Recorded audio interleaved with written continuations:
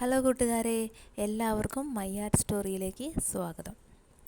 ഇന്ന് ഞാനിവിടെ ഉണ്ടാക്കാൻ പോകുന്നത് ഒരു റീയൂസ് ചെയ്യാൻ പറ്റുന്ന ഒരു പ്ലാനറാണ്. ആദ്യം തന്നെ എടുത്തിട്ടുള്ളൊരു കാർഡ്ബോർഡാണ്. അതിന് നമുക്ക് ഇഷ്ടമുള്ളൊരു കളറുള്ള പേപ്പർ വെച്ചിട്ട് കവർ ചെയ്യാം. ഞാൻ ഇതിൻ്റെ സൈഡിലായിട്ട് വാഷി ടേപ്സാണ് ഒട്ടിച്ചിട്ടുള്ളത്. ഈ പ്ലാനറിൻ്റെ theme make good use of today എന്നതാണ്. ഇമ്പോർട്ടൻ്റ് ആയിട്ടുള്ള ടാസ്കുകൾ എഴുതുന്നതിന് വേണ്ടിയിട്ടാണ് ഫോക്കസ് ഓൺ യുവർ പ്രയോറിറ്റി എന്ന ഇത് കൊടുത്തിട്ടുള്ളത്.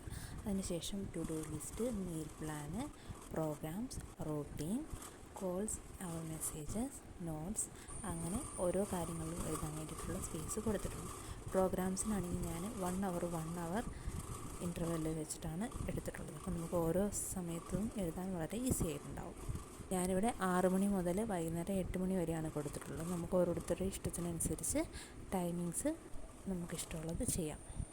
കളർഫുള്ളാണ് എനിക്കിഷ്ടം, അതുകൊണ്ട് എൻ്റെ പ്ലാനറും കളർഫുൾ ആയിക്കോട്ടെ എന്ന് വിചാരിച്ച് ഞാൻ എൻ്റെ കയ്യിലുള്ള കുറച്ച് പെന്നും കാര്യങ്ങളൊക്കെ എടുത്ത് കുറേ ലൈൻസും കാര്യങ്ങളൊക്കെ നല്ല കളർഫുള്ളായിട്ട് അങ്ങ് വരച്ച് കൊടുക്കുന്നുണ്ട്. നിങ്ങൾക്ക് വേണമെങ്കിൽ ചിത്രം വരയ്ക്കാൻ അറിയാവുന്നവരൊക്കെ ആണെങ്കിൽ നല്ല ക്യൂട്ടായിട്ടുള്ള ചിത്രങ്ങളൊക്കെ വരച്ച് കൊടുക്കാം കേട്ടോ. എന്തായാലും ഞാൻ കുറച്ച് വരയൊക്കെ വെച്ചാണ് ഇത് അടിപൊളിയാക്കാൻ പോകുന്നത്. ഈ പ്ലാനർ റീയൂസ് ചെയ്യാൻ പറ്റാവുന്നത് കൊണ്ട് നമ്മൾ കുറച്ച് സമയം എടുത്താലും ഭംഗിക്ക് ഒട്ടും കുറവ് വരുത്തണ്ട. നമ്മളെക്കൊണ്ട് പറ്റാവുന്ന രീതിയിൽ നമുക്ക് മനോഹരമാക്കിയെടുക്കാം. ഇതിന് നമുക്ക് വേണമെങ്കിൽ മൂഡ് ട്രാക്കറും അതുപോലെ തന്നെ എക്സ്ട്രാ ആക്ടിവിറ്റീസും ഒക്കെ ആഡ് ചെയ്യാം കേട്ടോ. നമ്മുടെ ഓരോരുത്തരുടെ ഇഷ്ടത്തിനനുസരിച്ച് നമുക്കിത് മാറ്റിയെടുക്കാം. ഞാനിപ്പോൾ എൻ്റെ ഒരു ഇത് വെച്ച് ചെറിയൊരു രീതിയിലാണ് ഉണ്ടാക്കുന്നത്.